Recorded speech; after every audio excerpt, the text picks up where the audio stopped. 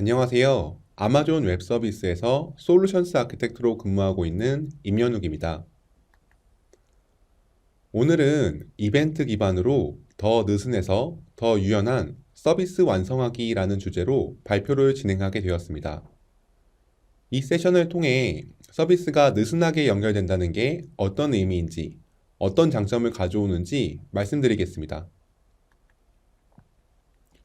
오늘 세션의 목차는 다음과 같습니다. 먼저 개요를 간단히 말씀드리고 문제 상황을 하나 가정해 보겠습니다.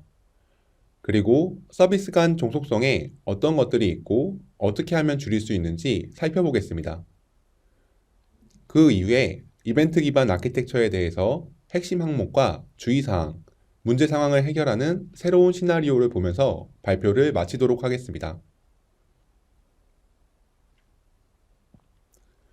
화면에 The world is asynchronous라는 말이 보이실 겁니다. 이 세상은 비동기로 이루어져 있다는 말인데요. 실제로 생각해보면 맞는 것 같습니다. 예를 들어서 커피숍에서 커피를 주문 후에 커피가 나올 때까지 카운터 앞에서 대기하는 경우는 없죠. 핸드폰을 보던지 아니면 앉아서 이야기를 하던지 아니면 다른 일을 하던지 하지 카운터에서 커피가 나올 때까지 가만히 서 있는 경우는 없습니다. 이런 걸 보면 세상이 동기가 아니라 비동기로 이루어져 있다는 건 쉽게 알 수 있죠. 그러면 현실 세계에서 자연스러운 비동기 방식을 우리 서비스에 적용하려면 어떻게 해야 될까요? AWS의 CTO인 보겔스 박사님은 이벤트 기반 아키텍처를 통해 시스템을 유연하게 연결하고 비동기로 바꾸는 것이 가능하다고 하셨습니다. 그럼 이제 본격적으로 서비스를 비동기로 만들 수 있는 이벤트 기반 아키텍처가 무엇인지, 왜 필요한지 하나씩 살펴보겠습니다. 먼저 간단한 시나리오를 정하고 그걸 기반으로 설명을 해보겠습니다. 우리에게 익숙한 온라인 쇼핑몰 플랫폼을 가져와 봤고요. 앞에서부터 보시면 쇼핑몰의 웹페이지, 주문 관리, 인보이스, 배송, 알림 등 일반적으로 쇼핑몰에서 필요한 기본적인 서비스들로 구성이 되어 있습니다. 여기서 특징은 모든 서비스들은 다른 서비스들로부터 요청을 받기도 하고 보내기도 하는데요. 그래서 모든 시스템이 동기적으로 결합되어 있습니다. 문제는 장애가 발생했을 때인데요. 예를 들어서 배송 시스템에 문제가 발생해서 배송 접수가 안 된다고 가정을 해보겠습니다. 앞서 설명드린 것처럼 모든 시스템은 동기적으로 연결이 되어 있기 때문에 장애가 발생하게 되면 웹페이지, 주문, 인보이스 서비스가 전부 안 되는 문제가 발생합니다. 현재 상황에 대해서 고객사 담당자가 SA에게 문의를 주셨습니다. 문제 상황을 다시 한번 정리해 볼까요? 현재 쇼핑몰 시스템에 장애가 발생하고 있고 임시로 스케일업, 그러니까 사용하는 하드웨어의 성능을 높여서 문제를 해결하셨다고 하셨네요. 하지만 매번 이런 방식으로 문제를 해결하기는 힘들겠죠. 그럼 담당 SA의 답변을 한번 볼까요? 담당 SA는 각 서비스 간 종속성을 제거하고 이벤트 기반 아키텍처로 변경을 권장했습니다. 그럼 여기서 SA가 말하는 종속성은 무엇이고 이벤트 기반 아키텍처는 무엇일까요? 먼저 종속성을 알아보기 위해 시스템 사이에 어떤 결합들이 있는지 알아보겠습니다. 두 가지 서비스가 있고 그 서비스 간 종속성이 있다고 한다면 그 종류는 어떤 것들이 있을까요? 생각보다 많은 부분이 있습니다. 예를 들어 프로그래밍 언어가 다를 수도 있겠죠. 그렇게 되면 단순 함수 호출은 불가능해지고 데이터를 전달하기 위해 추가로 프록시 기능이 있어야 할 겁니다. 주소 종속성도 있을 수 있습니다. 내가 다른 서비스의 IP를 알고 있어야 그 서비스와 통신이 가능하겠죠. 마찬가지로 데이터 포맷 등 종속성이 있고 서비스가 현재 동기 방식인지 비동기 방식으로 동작하는지도 서비스 간 연결을 할 때 고려해야 하는 종속성입니다. 그러면 종속성이 어떤 것들이 있는지 알아봤으니 문제가 되었던 동기 방식 시스템을 좀 더 살펴보도록 하겠습니다. 여기 보시면 센더와 리시버가 보이실 건데요. 문제가 되었던 서비스에서 일부분만 가져온 거라고 보셔도 됩니다. 이런 동기 구조는 사실 장점이 많습니다. 일단 직관적이고 쉽죠. 요청이 오면 그걸 처리하고 응답을 보냅니다. 중간에 다른 단계가 없기 때문에 지연 시간도 짧고 문제가 발생했을 때도 빠르게 확인할 수 있습니다. 단점은 장애가 발생했을 때인데요. 받는 쪽에서 장애가 발생해서 응답을 못 주고 있다고 가정을 해보겠습니다. 동기식이기 때문에 보내는 쪽에서는 응답이 오기 전까지 다른 일을 하지 못하고 계속 대기를 해야 합니다. 그래서 동기식 시스템에서는 꼭 타임아웃과 재시도하는 로직이 필요하게 됩니다. 또 하나의 문제는 요청하는 센더가 여러 개로 늘어났을 때입니다. 요청도 늘어나게 되고 리시버 쪽에 병목도 발생하기 때문에 또 다른 장애가 생길 가능성이 높습니다. 이 문제를 해결하기 위한 다양한 방법이 있고 그 방법 중 하나는 비동기 방식으로 구조를 변경하는 것입니다. 이전과 같이 센더와 리시버가 있습니다. 그런데 달라진 구조가 하나 보이실 겁니다. 바로 중간에 큐가 들어갔는데요. 이렇게 되면 여러 가지 장점이 생깁니다. 먼저 센더 쪽에서 큐의 요청을 보내기만 하면 바로 다른 작업을 진행할 수 있습니다. 그리고 이전 페이지처럼 리시버에 장애가 발생하더라도 센더는 큐하고만 통신하기 때문에 장애가 전파되지 않습니다. 그리고 리시버 측면에서 장점은 장애에서 다시 복원되었을 때 이전 요청들이 큐에 남아있기 때문에 그 정보들로 다시 서비스를 원복할 수도 있고 큐에서 데이터를 꺼내 처리하는 비율을 조절해서 이런 장애가 발생하지 않도록 사전에 조절하는 것도 가능합니다. 또한 큐에서 데이터를 꺼내서 처리하는 리시버는 한계이기 때문에 리시버 확장이 필요한 경우에도 유연하게 확장할 수 있다는 장점이 있습니다. 그렇다면 단점은 무엇이 있을까요? 일단 응답이 복잡해집니다. 동기식에서는 바로 처리에 대한 응답이 되었기 때문에 응답에 대해 고민할 필요가 없었지만 센더는 큐의 전달이 완료되었다는 에크만 받게 되고 리시버의 동작이 끝났다는 응답은 별도 노티피케이션 시스템을 통해 전달받아야 합니다. 또한 리시버에 몰리던 부하가 큐에 몰리게 되면서 큐가 단일장애 지점이 될 수도 있습니다. AWS에서는 이런 큐 서비스를 완전 관리형 서비스로 제공하고 있습니다. 이름은 아마존 심플 큐 서비스, 줄여서 아마존 SQS라고 부르는 서비스입니다. 완전 관리형 서비스이기 때문에 고객분들은 큐 서비스의 인프라 장애에 대해서 걱정하실 필요가 없습니다. 또한 무한에 가까운 확장을 큐 서비스 내부에서 자동으로 하게 됩니다. 트래픽이 많은 아마존닷컴에서도 사용할 정도로 안정성에는 문제가 없습니다. 그 외에 사용하기 쉬운 API, 데더레터 큐, P4Q 등 다양한 옵션을 제공하고 있으니 큐 서비스가 필요하신 고객이라면 직접 큐 서비스를 만들어서 사용하시는 것보단 아마존 SQS 서비스 사용을 권장드립니다. 그럼 이제 비동기 방식 중 또 다른 모델인 라우터 모델에 대해서 살펴보겠습니다. 이번에는 센더 한 개가 리시버 두 개와 연결되고 큐를 통해 통신한다고 가정해 보겠습니다. 이전 챕터에서는 큐의 장점에 대해서 확인을 했죠. 단점을 먼저 살펴보면 일단 센더의 주소 종속성이 증가하게 됩니다. 현재는 파란색과 초록색 큐로 데이터를 전달하고 있는데요. 그 뜻은 센더 쪽에서 파란색과 초록색 큐의 주소를 알고 있다는 의미와 동일합니다. 이때 단순히 주소를 알고 있는 것에서 끝나는 것이 아니라 센더에서는 색깔에 따른 주소를 분기하는 로직이 추가로 필요하게 됩니다. 사실 두 개의 주소를 알고 있는 건 어려운 일은 아닙니다. 문제는 시간이 지남에 따라 서비스의 로직이 복잡해진다는 것이죠. 그림처럼 리시버가 5개로 늘어난다고 가정을 해보겠습니다. 그렇게 되면 센더에서 주소를 5개를 알고 있어야 된다는 부담도 있고 거기에 추가로 색깔에 따라서 분기하는 로직도 들어가야 합니다.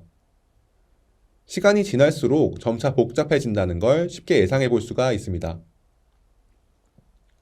이번에는 그럼 이런 문제를 해결할 수 있는 비동기 메시지 라우터 모델에 대해서 확인해 보겠습니다.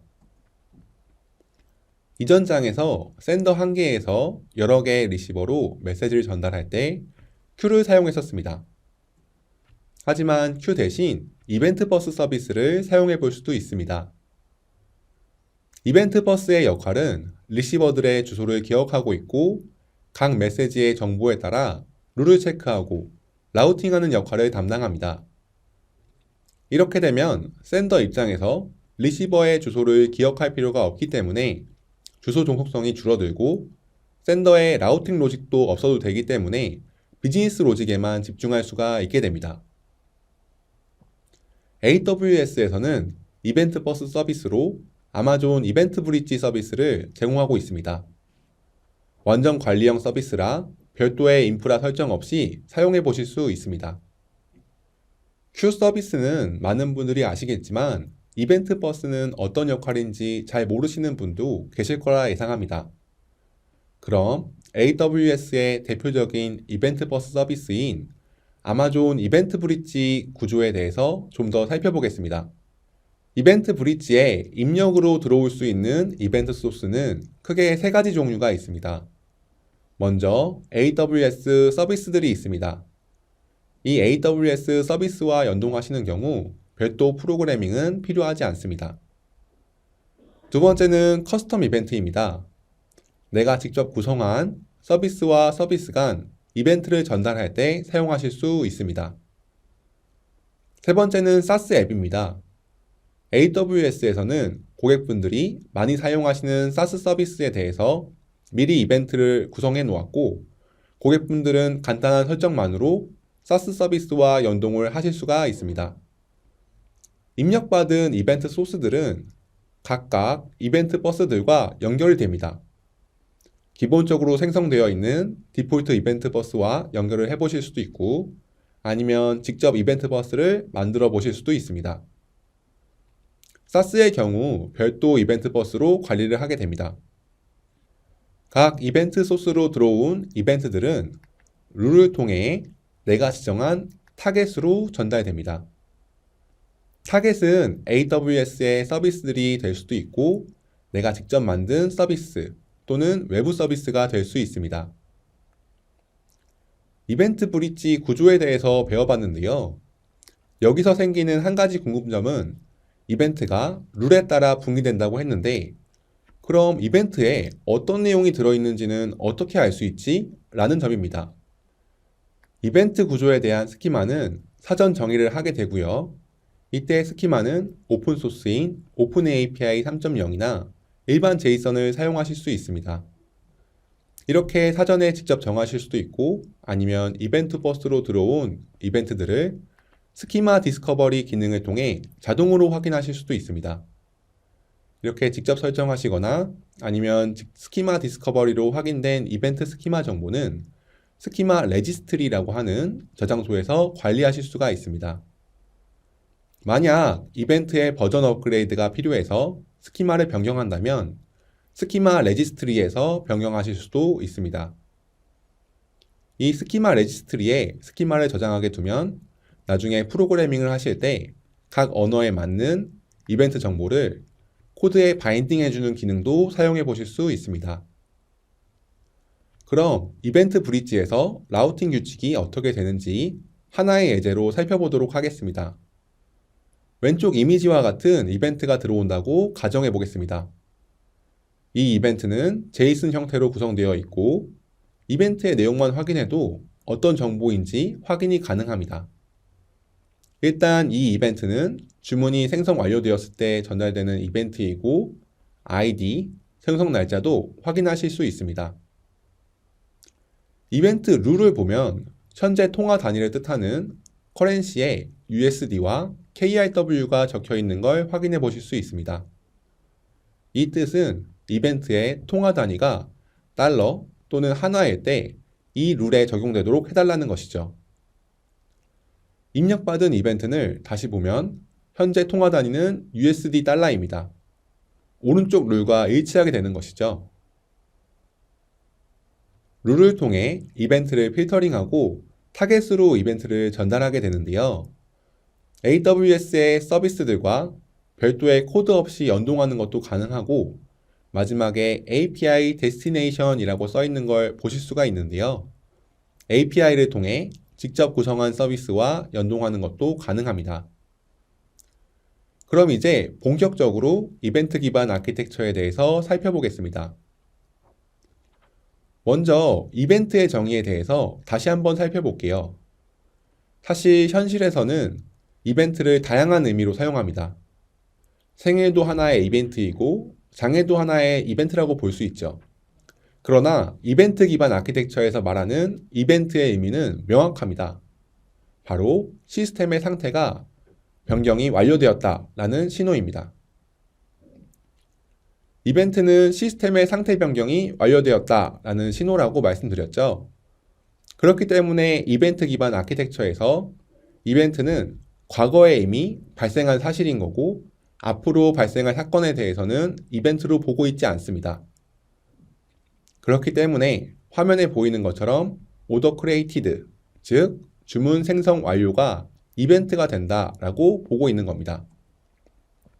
이벤트의 또 다른 특징은 이미 과거의 정보이기 때문에 변하는 일이 없습니다. 그리고 이벤트로 핵심 정보만 전달하기 때문에 종속성이 감소하는 효과도 있습니다. 그럼 실제 비즈니스에 이벤트라는 건 어떤 것들이 있을까요?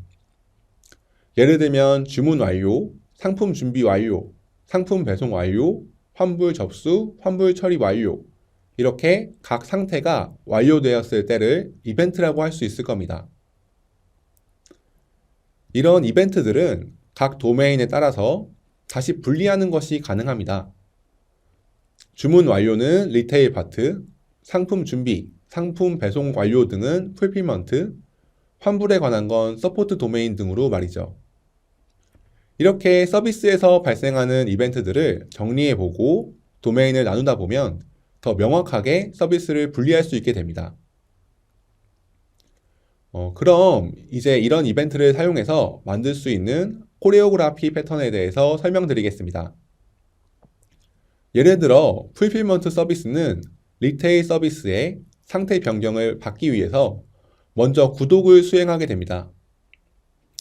그리고 실제 리테일에 이벤트가 발생했을 때 이벤트 알람이 발생하고 풀필먼트로 전달됩니다. 이 그림에는 생략이 되었지만 각 서비스가 구독하고 알림을 주는 것은 서비스 간 직접 하는 것이 아니라 이벤트 브릿지 같은 메시지 라우터를 사용하는 것이 일반적인 방법입니다. 이렇게 내 서비스의 상태가 변화했을 때 다른 서비스도 이에 대한 알람을 받고 자신의 상태를 변경시키게 되는데요. 이 구조가 여러 명이 동시에 같이 안무를 하는 것과 비슷하다고 해서 코레오그라피 패턴이라고 부르고 있습니다. 그럼 이벤트 기반 아키텍처로 서비스를 구성할 때 주의해야 할 점에 대해서 알아보겠습니다. 먼저 이벤트에 대해서 많이 오해하시는 부분에 대해서 말해보겠습니다. 핵심은 이벤트 기반으로 서비스를 구성하실 때 이벤트의 목적은 명령이 아니라 관측이라는 점을 명심하셔야 된다는 것입니다. 예를 들어서 왼쪽 명령 지시 쪽을 보면 리테일 파트에서 알림 파트에게 확인 메일을 보내달라는 명령을 하고 있습니다. 이렇게 된다는 건 리테일 팀에서 다음 단계가 무엇인지 알아야 하고 담당자가 누구인지 알고 있어야 됩니다. 즉, 종속성이 높아지는 걸 뜻하죠. 이벤트를 관측하게 되면 상황은 달라집니다. 리테일 팀에서는 고객 X가 방금 물건을 샀다고 이벤트를 발행하게 되고 리테일 상태를 관측하던 다른 파트, 세일즈, 알림, 마케팅 등등 관련 팀들이 이 이벤트를 보고 다음 단계를 스스로 수행합니다. 이 방식이 이벤트 관측입니다. 이벤트를 기반으로 서비스를 만들게 되면 이벤트에 어떤 정보를 넣어야 할지 많은 고민을 하게 됩니다. 사실 정답은 없죠. 하지만 각 비즈니스 상황에 맞는 이벤트 구조를 만드셔야 합니다. 다만 이벤트에 너무 적은 정보가 있거나 너무 많은 정보가 있을 때 어떤 장단점이 있는지 알고 계셔야 우리 회사에 맞는 이벤트 스키마를 만드실 수가 있습니다. 먼저 이벤트에 정보가 너무 없다면 어떤 문제가 발생할까요? 그림처럼 주문 번호, 고객 번호, 생성 일시만 있는 이벤트가 있다고 가정해 보겠습니다. 그럼 바로 드는 의문은 이 주문이 얼마의 물건을 산 이벤트인지, 가격은 얼마인지 등일 겁니다. 이렇게 너무 적은 이벤트에 정보를 담게 되면 추가 정보를 얻기 위해서 별도 시스템을 구축해야 하는 불편함이 발생합니다. 그렇다면 이벤트에 정보가 너무 많다면 어떤 문제가 발생할까요? 일단 서비스는 계속해서 변화하기 때문에 이벤트 역시 계속 버전이 올라갈 것입니다. 그런데 이벤트에 너무 많은 정보를 기록하고 있다면 만약에 불필요한 정보들이 발생하더라도 하위 호환성을 고려해야 하기 때문에 변경이 어려운 문제가 발생할 수 있습니다. 또한 이벤트 역시 비용이라고 볼 수 있습니다. 실제로 이벤트 기반 아키텍처로 서비스를 구성하게 되면 하나의 고객 API 요청에 수많은 이벤트가 발행되고 사라집니다. 이 이야기는 결국 이벤트가 크면 연산 비용, 저장 비용이 더 커진다는 의미와 같은 의미죠. 그래서 결론은 쉽지는 않겠지만 이벤트 구조는 각 서비스에 맞게 최적화하는 것이 중요합니다. 그럼 이제 이벤트 기반 아키텍처를 통해 기존 문제가 되었던 시스템을 어떻게 바꿨는지 보겠습니다. 일단 구조를 보셨을 때 가장 먼저 눈에 들어오는 건 가운데 있는 아마존 이벤트 브릿지입니다. 이 이벤트 브릿지 서비스를 통해서 모든 서비스는 이벤트 기반 통신을 하게 됩니다. 각 서비스는 다른 서비스의 주소를 알 필요 없이 이벤트 브릿지의 주소만 알고 있으면 되죠. 종속성이 줄어들었다는 걸 아실 겁니다. 그럼 애니메이션을 실행해 보겠습니다. 먼저 쇼핑몰 웹페이지에서 상품 선택 완료 이벤트가 생성되었습니다. 이 이벤트는 메시지 라우터인 이벤트 브릿지로 전달이 되고요. 이벤트 브릿지에서는 레브 룰을 검사하고 미리 구독을 한 주문 관리, 인보이스, 알림 서비스에 이벤트를 전달합니다. 메시지를 받은 서비스 중에 상단에 있는 주문 관리 서비스를 좀 더 볼게요. 이 서비스는 상품 선택 완료 이벤트를 받고 내부 로직을 처리합니다. 그리고 주문 처리 완료 이벤트를 새로 만들어서 이벤트 라우터로 재전달합니다. 그러면 주문 처리 완료를 구독하고 있는 배송 서비스와 알림 서비스가 이벤트를 받고 다음 과정을 수행하는 구조라고 보시면 됩니다. 맨 처음 문제가 되었던 시나리오를 기억하시나요? 배송 시스템에 문제가 발생하였는데 전체 시스템이 다운되는 문제가 있었습니다. 이벤트 기반 아키텍처로 변경하면 배송 시스템에 장애가 발생하더라도 다른 시스템은 정상으로 동작할 수 있습니다. 그리고 장애에서 원복된다면 기존에 처리 못한 이벤트를 다시 가져와서 처리하는 것도 가능하게 되겠죠. 이벤트 기반 아키텍처의 또 다른 장점으로 서비스 확장이 유연해졌습니다. 이전에 이벤트 브릿지 소개 시에 AWS 서비스와 연동도 미리 만들어 두었고 사스 서비스와의 연동도 구현되어 있다는 걸 아셨을 텐데요. 그렇기 때문에 우리 시스템에 새로운 기능을 도입하고 싶다면 별도 종속성 고려 없이 추가가 가능한 구조로 변경이 되었습니다. 그리고 각 서비스별 확장을 하더라도 다른 서비스에 영향이 없기 때문에 스케일 아웃 등이 자유로워졌습니다. 오늘 저에게 주어진 짧은 시간 동안 이벤트 기반 아키텍처가 무엇이고 어떤 장점이 있었는지 말씀드렸는데요. 분명히 아직 궁금한 점이 남아있을 거라 생각합니다. 그럴 때 저희 AWS 코리아로 연락 부탁드리겠습니다. 고객분들의 아키텍처를 같이 고민해드리고 도와드리겠습니다.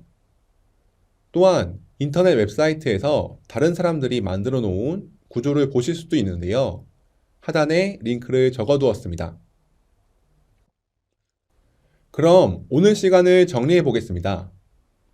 가장 먼저 서비스 간 종속성이 어떤 것들이 있는지 알아봤고요.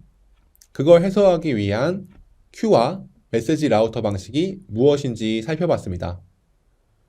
그리고 AWS 이벤트 브릿지 서비스를 통해 메시지 라우터 기능을 원전 관리용으로 사용할 수 있다는 것도 확인했습니다. 오늘 세션을 통해서 우리 서비스 내부에서 종속성이 얼마나 있는지 확인해 보시고 이벤트 기반 아키텍처가 우리 서비스 특성과 맞는지 검토해 보시는 기회가 되셨으면 좋겠습니다. 마지막 안내로 세션을 마무리하겠습니다.